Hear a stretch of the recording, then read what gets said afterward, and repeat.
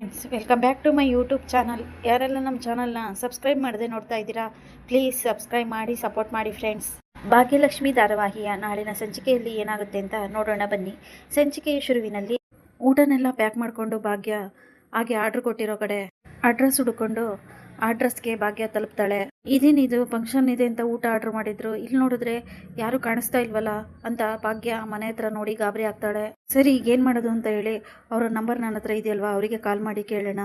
ಭಾಗ್ಯ ಅವ್ರಿಗೆ ಕಾಲ್ ಮಾಡಿಬಿಟ್ಟು, ನೀವು ಹೇಳಿರೋ ಅಡ್ರೆಸ್ಗೆ ನಾನು ಊಟ ಎಲ್ಲ ರೆಡಿ ಮಾಡ್ಕೊಂಡು ತೊಗೊಂಬಂದಿದ್ದೀನಿ, ನೀವು ಎಲ್ಲಿದ್ದೀರಾ ಮೇಡಮ್ ಅಂತ ಭಾಗ್ಯ ಕೇಳ್ತಾ ಇರಬೇಕಾದ್ರೆ, ಅಯ್ಯೋ ಮೇಡಮ್, ನಾನು ನಿಮಗೆ ಹೇಳೋದನ್ನೇ ಮರ್ತೋದೆ ಮೇಡಮ್, ನಮ್ಮ ಮನೇಲಿ ಫಂಕ್ಷನ್ ಇದೆ ಅಂತ ಹೇಳಿದ್ನಲ್ಲ, ಫಂಕ್ಷನ್ನು ಕಾರಣಾಂತರದಿಂದ ಕ್ಯಾನ್ಸಲ್ ಆಗೋಯ್ತು ಮೇಡಮ್, ಹಾಗಾಗಿ ನಿಮ್ಮ ಊಟ ಇವತ್ತು ನಮಗೆ ಬೇಡ, ಹಂಗಾಗಿ ನೀವು ಇವತ್ತು ಅದನ್ನು ವಾಪಸ್ ತೊಗೊಂಡೋಗಿ ಅಂತ ಅವ್ರು ಹೇಳ್ತಾ ಇರಬೇಕಾದ್ರೆ ಭಾಗ್ಯಂಗೆ ತುಂಬ ಶಾಕ್ ಆಗುತ್ತೆ.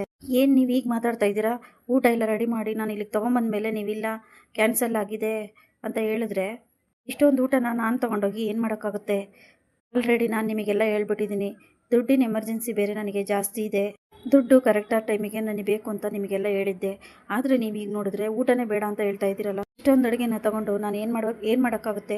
ಈ ಥರ ಮಾತ್ರ ನೀವು ಮಾಡಬೇಡಿ ಅಂತ ಭಾಗ್ಯ ಹೇಳ್ತಿರ್ಬೇಕಾದ್ರೆ, ಇಲ್ಲ ಮೇಡಮ್, ನಮ್ಮ ಮನೇಲಿ ಇವತ್ತು ಫಂಕ್ಷನ್ ಕ್ಯಾನ್ಸಲ್ ಆಗಿದೆ, ದಯವಿಟ್ಟು ಊಟ ಎಲ್ಲ ವಾಪಸ್ ತೊಗೊಂಡೋಗಿ ಅಂತ ಹೇಳಿ ಅವ್ರ ಫೋನ್ನ ಕಟ್ ಮಾಡಿಬಿಡ್ತಾರೆ.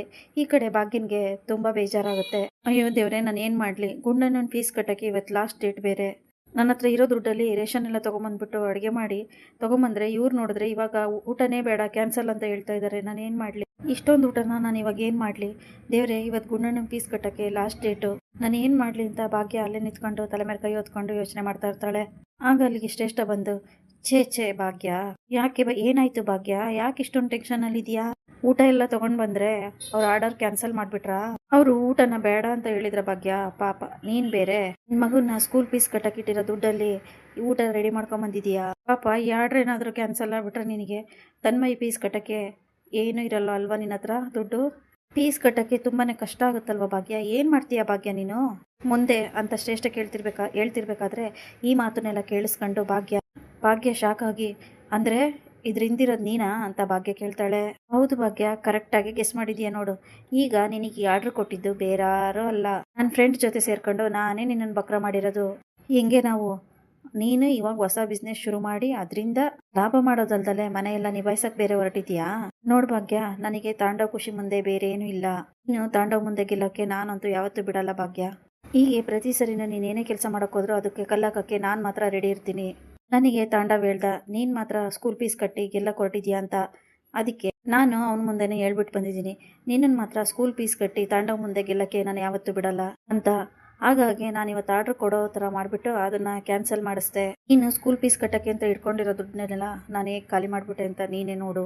ಇದೇ ಥರ ಭಾಗ್ಯ, ನಾನು ಮತ್ತು ತಾಂಡವ್ ಇಬ್ಬರು ಕೂಡ ನಿನ್ನನ್ನು ಈ ಜೀವನದಲ್ಲಿ ಯಾವತ್ತೂ ಗೆಲ್ಲೋದಕ್ಕೆ ಬಿಡೋದಿಲ್ಲ, ನಮ್ಮ ಮುಂದೆ ಏನಿದ್ರು ಸೋಲೋದು ಮಾತ್ರ ನಿನ್ನ ಕೆಲಸ ಅಂತ ಶ್ರೇಷ್ಠ ಹೇಳ್ತಿರ್ಬೇಕಾದ್ರೆ, ಏಯ್ ಸಾಕು ಬಾಯಿ ಮುಚ್ಚೆ, ನನ್ನನ್ನು ಸೋಲ್ಸೋದಾಗಿರಲಿ ಶ್ರೇಷ್ಠ, ಇತ್ತೀಚೆಗೆ ನೀನು ಮತ್ತೆ ತಾಂಡವ್ ಮದುವೆ ಆಗಿದ್ರಲ್ಲ, ನೀವಿಬ್ರು ಯಾವಾಗಲೂ ನನ್ನ ಬಗ್ಗೆನೇ ಯೋಚನೆ ಮಾಡ್ತಾ ಇದ್ರೆ ನೀವು ಸಂಸಾರ ಮಾಡೋದು ಯಾವಾಗ? ಸಂಸಾರದಲ್ಲಿ ನೀವು ಖುಷಿಯಾಗಿರೋದು ಯಾವತ್ತು? ಅದನ್ನು ಸ್ವಲ್ಪ ನೀವಿಬ್ರು ಕೂತ್ಕೊಂಡು ಯೋಚನೆ ಮಾಡಿ. ನನ್ನನ್ನು ಸೋಲ್ಸೋದು ಆಮೇಲೆ ಇರಲಿ ನೋಡಿ ಶ್ರೇಷ್ಠ, ನಾನು ಆವತ್ತು ಹೇಳಿದ್ದೆ, ಇವತ್ತು ಹೇಳ್ತಾ ಇದ್ದೀನಿ, ಮುಂದೆನೂ ಕೂಡ ಇದೇ ಮಾತು ಹೇಳ್ತೀನಿ, ನಿಮ್ಮಂಥವ್ರು ಒಬ್ರಲ್ಲ ಇಬ್ರಲ್ಲ 100 ಜನ ಬಂದರೂ ಈ ಭಾಗ್ಯನ ಮಾತ್ರ ಏನು ಮಾಡ್ಕೊಳಕ್ಕಾಗಲ್ಲ. ಪ್ರತಿ ಸರಿ ನಾನು ಸೋಲಿಸ್ಬೇಕು ಅಂತ ಬಂದಾಗೆಲ್ಲ ನಾನು ಗೆದ್ದೇ ಗೆಲ್ತೀನಿ, ಇದನ್ನು ಮಾತ್ರ ಯಾರಿಂದನೂ ತಡೆಯೋಕ್ಕಾಗಲ್ಲ. ಛೇ, ನಿಮ್ಮ ಹತ್ರ ಮಾತಾಡೋದೇ ವೇಸ್ಟ್ ಅಂತೇಳಿ ಭಾಗ್ಯ ಊಟನೆಲ್ಲ ಅಲ್ಲಿಂದ ತೊಗೊಂಡು ಹೊರಡ್ತಾಳೆ. ಹೋಗು ಎಲ್ಲಿಗೆ ಹೋಗ್ತೀಯಾ? ಈ ಸರಿ ಮಾತ್ರ ತನ್ಮಯ್ ಫೀಸ್ನ ನಿನ್ನ ಕೈಲಿ ಕಟ್ಟೋಕ್ಕಾಗಲ್ಲ, ಸ್ಕೂಲ್ ಫೀಸ್ ಕಟ್ಟೋದೇನಿದ್ರು ನನ್ನ ತಾಂಡವೇ, ಈ ಸರಿ ಗೆಲ್ಲೋದು ನನ್ನ ತಾಂಡವೇ ಅಂತ. ಲಾಸ್ಟ್ ಟೈಮಲ್ಲಿ ತನ್ವಿ ಫೀಸ್ ಕಟ್ಟಿ ಹೇಗೆ ತಾಂಡವ್ ಗೆದ್ನೋ, ಈ ಸರಿನೂ ಹಾಗೆ ತನ್ಮಯ್ ಫೀಸ್ ಕಟ್ಟಿ ತಾಂಡವೇ ಗೆಲ್ತಾನೆ, ತಾಂಡವೇ ಗೆಲ್ಲೋದು, ನೀನು ಬೇಕಾದರೆ ನೋಡ್ತಾ ಇರು ಅಂತ ಶ್ರೇಷ್ಠ ಕೂಗ್ತಾ ಇರ್ತಾಳೆ. ಇನ್ನೊಂದು ಕಡೆ ಭಾಗ್ಯ ಊಟ ಹಿಡ್ಕೊಂಡು ಹಾಗೆ ಬರ್ತಾ ಇರಬೇಕಾದ್ರೆ, ಇವಾಗ ಏನು ಮಾಡೋದು, ಆರ್ಡರ್ ಬೇರೆ ಕ್ಯಾನ್ಸಲ್ ಆಗಿದೆ ಅಂತ ಭಾಗ್ಯ ಯೋಚನೆ ಮಾಡ್ತಿರ್ಬೇಕಾದ್ರೆ ಆಗ ಸುಷ್ಮಾ ಫೋನ್ ಮಾಡ್ತಾರೆ. ಭಾಗ್ಯ, ಕರೆಕ್ಟ್ ಟೈಮಿಗೆ ಹೋದಮ್ಮ, ಆರ್ಡರ್ ಎಲ್ಲ ಕೊಟ್ಟ, ಅವ್ರ ಹತ್ರ ದುಡ್ಡೆಲ್ಲ ತೊಗೊಂಡೆ ತಾನೆ, ನಾನು ಅವಾಗಲೇ ನಿನಗೆ ಹೇಳಿದ್ದೆ, ನಾಳೆ ಕೊಡ್ತೀನಿ ನಾಡಿದ್ದು ಕೊಡ್ತೀನಿ ಅಂದರೆ ನೀನು ಯಾವುದೇ ಕಾರಣಕ್ಕೂ ಒಪ್ಪಬೇಡ ಅಂತ, ಯಾಕಂದರೆ ನಮಗೆ ಇವಾಗ ದುಡ್ಡಿನ ಎಮರ್ಜೆನ್ಸಿ ಜಾಸ್ತಿನೇ ಇದೆ ಅಲ್ವಾ ಭಾಗ್ಯ ಅಂತ ಕುಸುಮ ಕೇಳ್ತಿರ್ಬೇಕಾದ್ರೆ, ಅತ್ತೆ ಅದು ಒಂದು ಎಡವಟ್ಟಾಗೋಯ್ತು ಅತ್ತೆ ಅಂತ ಭಾಗ್ಯ ಹೇಳ್ತಾಳೆ. ಯಾಕಮ್ಮ ಭಾಗ್ಯ, ಏನಾಯ್ತು ಅಂತ ಕುಸುಮ ಕೇಳ್ತಿರ್ಬೇಕಾದ್ರೆ, ನಾನು ಇವಾಗ ಆರ್ಡರ್ ಕೊಡಕ್ಕೆ ಬಂದಿದ್ನಲ್ಲ, ಅವ್ರ ಮನೆಗೆ ಹೋದ್ರೆ ಫಂಕ್ಷನ್ ಕ್ಯಾನ್ಸಲ್ ಆಯಿತು, ಊಟ ಬೇಡ ಅಂತ ಹೇಳ್ತಾ ಇದ್ದಾರೆ, ಅಲ್ಲಿಗೆ ಶ್ರೇಷ್ಠ ಬಂದು ಈ ಆರ್ಡ್ರನ್ನ ಕೊಟ್ಟಿರೋದು ನಾನು, ಆರ್ಡ್ರನ್ನ ಕ್ಯಾನ್ಸಲ್ ಮಾಡಿಸಿದ್ದು ನಾನೇ ಅಂತ, ನೀನು ಯಾವುದೇ ಕಾರಣಕ್ಕೂ ತನ್ಮಯ್ ಫೀಸ್ ಕಟ್ಟಬಾರ್ದು ಅಂತ ನಾನೇ ಈ ಥರ ಎಲ್ಲ ಮಾಡಿರೋದು ಅಂತ ಹೇಳಿದ್ಲು ಅತ್ತೆ. ಈ ಥರ ನಮಗೆ ಅವಳು ಮೋಸ ಮಾಡಿಬಿಟ್ಲು ಅತ್ತೆ. ಹಾಗೆ ನಡೆದಿರೋದೆಲ್ಲ ಕುಸುಮಗೆ ಹೇಳಿದಾಗ ಆ ಮನೆ ಹಾಳಿನ ತಂದು ಅವಳಿಗೇನೆ ಬಂದಿರೋದು ರೋಗ. ಇವಾಗ ಏನಮ್ಮ ಮಾಡೋದು? ದುಡ್ಡು ಇಟ್ಕೊಂಡಿರೋ ದುಡ್ಡನ್ನೆಲ್ಲ ರೇಷನ್ಗೆ ಖರ್ಚು ಮಾಡಿ ಎಲ್ಲ ತಂದು ಅಡುಗೆ ಮಾಡ್ಬಿಟ್ಟಿದೀವಿ. ಎಲ್ಲ ದುಡ್ಡನ್ನು ಖಾಲಿ ಮಾಡ್ಕೊಂಡಿದೀವಲ್ಲ ಭಾಗ್ಯ. ಅದು ಅಲ್ಲದೆ ನನ್ನ ಫೀಸ್ ಕಟ್ಟೋದು ಹೇಗೆ ಅಲ್ಲದೆ ಅಷ್ಟೊಂದು ಅಡುಗೆನ ಏನಮ್ಮ ಮಾಡೋದು? ಮನೆ ಕೂಡ ಟೆನ್ಷನ್ ಆಗ್ತಾರೆ. ನೀವೇನು ಕೂಡ ಯೋಚನೆ ಮಾಡಬೇಡಿ ಅತ್ತೆ, ಇದಕ್ಕೆಲ್ಲ ಏನಾದರೂ ಒಂದು ವ್ಯವಸ್ಥೆ ಮಾಡ್ತೀನಿ ಅಂತ ಭಾಗ್ಯ ಹೇಳ್ತಾಳೆ. ಹಾಗೆ ಭಾಗ್ಯ ಯೋಚನೆ ಮಾಡ್ಕೊಂಡು ಸೀದಾ ಊಟ ಎಲ್ಲ ತಗೊಂಡು ಹಾಸ್ಟೆಲ್ ಹತ್ರ ಬರ್ತಾಳೆ. ಹಾಸ್ಟೆಲ್ ಹೊರಗೆ ನಿಂತ್ಕೊಂಡು ಹುಡುಗರನ್ನೆಲ್ಲ ಕರೆದ್ಬಿಟ್ಟು, ನೋಡಪ್ಪ ಇದ್ರಲ್ಲಿ ತುಂಬ ಊಟ ಇದೆ, ನಿಮ್ಮ ಹಾಸ್ಟೆಲ್ನಲ್ಲಿ ಊಟದ ಅವಶ್ಯಕತೆ ಇದ್ದವ್ರನ್ನ ಎಲ್ಲರನ್ನೂ ಕರೆದ್ಬಿಡು ಅಂತ ಹೇಳ್ತಾಳೆ. ಒಂದಿಷ್ಟು ಹುಡುಗರು ಬರ್ತಾರೆ. ಅದರಲ್ಲಿ ಗುಂಡಣ್ಣ ಫ್ರೆಂಡು ಬರ್ತಾನೆ. ನೋಡ್ರಪ್ಪ ಇವತ್ತೊಂದು ಆರ್ಡರ್ ಇತ್ತು, ಆರ್ಡರ್ ಕ್ಯಾನ್ಸಲ್ ಆಗಿಬಿಟ್ಟಿದೆ, ಊಟ ಒಂದು ಸ್ವಲ್ಪ ಜಾಸ್ತಿನೇ ಇದೆ, ಯಾರ್ಯಾರಿಗೆ ಊಟದ ಅವಶ್ಯಕತೆ ಇದೆಯೋ ಎಲ್ಲರನ್ನ ಕರೆದ್ಬಿಡ್ತೀಯಪ್ಪ ಅಂತ ಭಾಗ್ಯ ಹೇಳ್ತಾಳೆ. ಅಷ್ಟೇ ತಾನೇ ಅಕ್ಕ, ನೀವೇನು ಯೋಚನೆ ಮಾಡಬೇಡಿ, ಇಷ್ಟು ಊಟ ಹೆಂಗೆ ಖಾಲಿ ಆಗುತ್ತೆ ಅಂತ ನೀವೇ ನೋಡ್ತಾ ಇರಿ.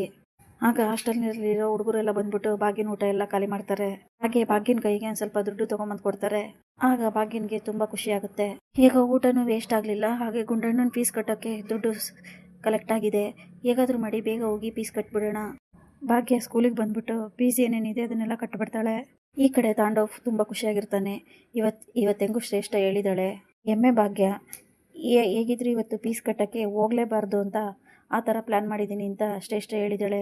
ಇಷ್ಟ ಪ್ಲ್ಯಾನ್ ಮಾಡಿದಾಳೆ ಅಂದರೆ ಪರ್ಫೆಕ್ಟಾಗಿ ಮಾಡಿರ್ತಾಳೆ. ಹೇಗಿದ್ರು ಆ ಭಾಗ್ಯ ಆರ್ಡರ್ ತೊಗೊಂಡು ಆ ದುಡ್ಡನ್ನೆಲ್ಲ ಕಳ್ಕೊಂಡ್ಬಿಟ್ಟಿರ್ತಾಳೆ. ಈ ಎಮ್ಮೆ ಭಾಗ್ಯ ಸ್ಕೂಲಿಗೆ ಬರೋಕ್ಕಿಂತ ಮುಂಚೆನೆ ನಾನೇ ಹೋಗ್ಬಿಟ್ಟು ಫೀಸ್ ಕಟ್ಟಬೇಕು. ಆ ಎಮ್ಮೆ ಭಾಗ್ಯನ ಮತ್ತೆ ನನ್ನ ಮುಂದೆ ಸೋಲಿಸ್ಬಿಟ್ಟು ಆ ಭಾಗ್ಯ ನನ್ನ ಮುಂದೆ ಮಂಡಿ ಊರ್ಲೇಬೇಕು ಅಂತ ಹೇಳಿ ತಾಂಡವ್ ಸೀದಾ ಸ್ಕೂಲ್ ಹತ್ರ ಬರ್ತಾನೆ. ನಾನು ತನ್ಮಯ್ಯ ಅವ್ರ ಫಾದರು, ನಾನು ತನ್ಮಯ್ ಸ್ಕೂಲ್ ಫೀಸ್ ಕಟ್ಟಕ್ಕೆ ಬಂದಿದ್ದೀನಿ ಅಂತ ತಾಂಡವ್ ಹೇಳ್ತಿರ್ಬೇಕಾದ್ರೆ ಆಗ ಪ್ರಿನ್ಸಿಪಲ್, ಓ ನೀವು ಅವ್ರ ಫಾದರಾ?